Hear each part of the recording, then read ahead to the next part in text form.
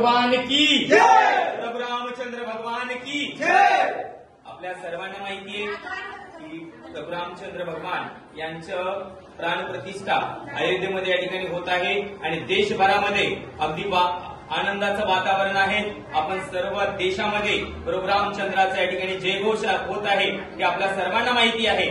परंतु ते होत असतानाच आमचे मराठा बांधव मुंबईच्या दिशेने या ठिकाणी निघालेले आहेत आणि ते सुद्धा प्रभू रामचंद्र आमच्या कणाकणामध्ये बसलेले आहेत। आमच्या दुकानाचं नाव सुद्धा या ठिकाणी प्रभू रामचंद्राच्या नावानं सुरू होतं। तुम्ही पाहिलं असेल आमच्या बाजूला आहेत आमचे मित्र अप्पू शेठ, तर त्यांचं आपलं काय नाव आहे आपल्या दुकानाचं? जय श्रीराम, श्रीराम कन्स्ट्रक्शन।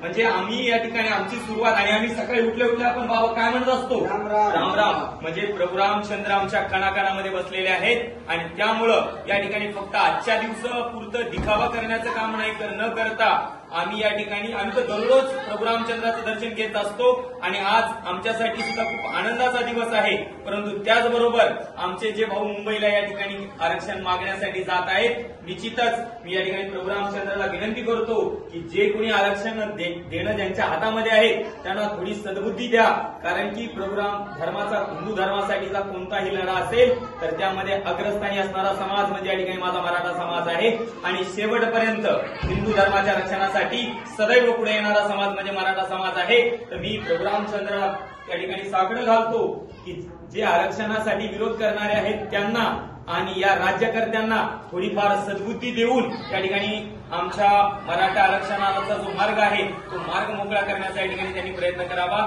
अयोध्येला आम्ही या ठिकाणी आता जरी जाऊ शकलो नाही तर निश्चितच आम्ही या ठिकाणी अयोध्येला जाणार आहेत आणि ते असं तसं जाणार नाहीत, अगदी थाटामाटामध्ये या ठिकाणी जाणार आहेत, कारण प्रभू रामचंद्र आमच्या कणाकणामध्ये या ठिकाणी सामावलेले आहेत। आम्ही दिवसाची सुरुवात सुद्धा प्रभू रामचंद्रापासून होत असते आणि दिवसाचा शेवट सुद्धा या ठिकाणी प्रभू रामचंद्रापासून होत असतो। त्यामुळे आम्हाला कोणी सांगायची गरज नाही की तुम्ही अयोध्येला जायचं पाहिजे होतं, याव करायला पाहिजे होतं, त्याव करायला पाहिजे, त्याची काही आवश्यकता नाहीये। आम्ही या ठिकाणी रात्रंदिवस प्रभू रामचंद्राचं या ठिकाणी नामस्मरण करत असतो आणि प्रभू रामचंद्र आमच्या कणाकणामध्ये बसलेले आहेत। आणि दुसरी महत्वाची गोष्ट मात्र त्यासाठी आमचं आरक्षण सुद्धा या ठिकाणी आम्हाला तितकंच महत्वाचं आहे आणि त्यामुळं आमचे काही भाऊ या ठिकाणी मुंबईला गेलेले आहेत आणि निश्चितच प्रभू रामचंद्राचा आशीर्वाद आमच्या पाठीमागे आहे आणि म्हणून आम्ही आरक्षण मिळूनच या ठिकाणी थांबू, त्याच्यात काही तिळमात्र शंका नाहीये। त्यानंतर बाबाला विनंती करतो की बाबा आपण 2 शब्द या ठिकाणी बोलावे। जय श्रीराम, जय श्रीराम, जय शिवराय। सध्या आरक्षणाचा लढा आणि आपल्या प्रभू रामचंद्रजींची प्राणप्रतिष्ठा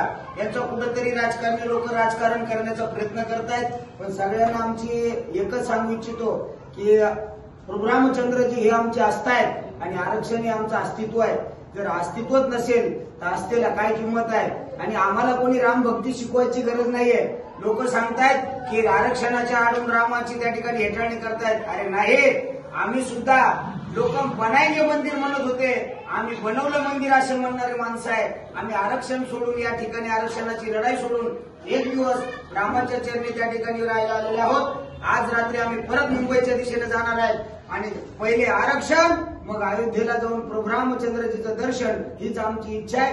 एकदा प्रभू रामचंद्रजीला विनंती करतो की या गेंड्याच्या कातड्याच्या सरकारच्या लक्षात आणून द्यावं आणि समाजाला लवकरात लवकर आरक्षण मिळून द्यावं, एवढीच माफक अपेक्षा आहे। प्रभू रामचंद्र भगवान की जय, छत्रपती शिवाजी महाराज की जय।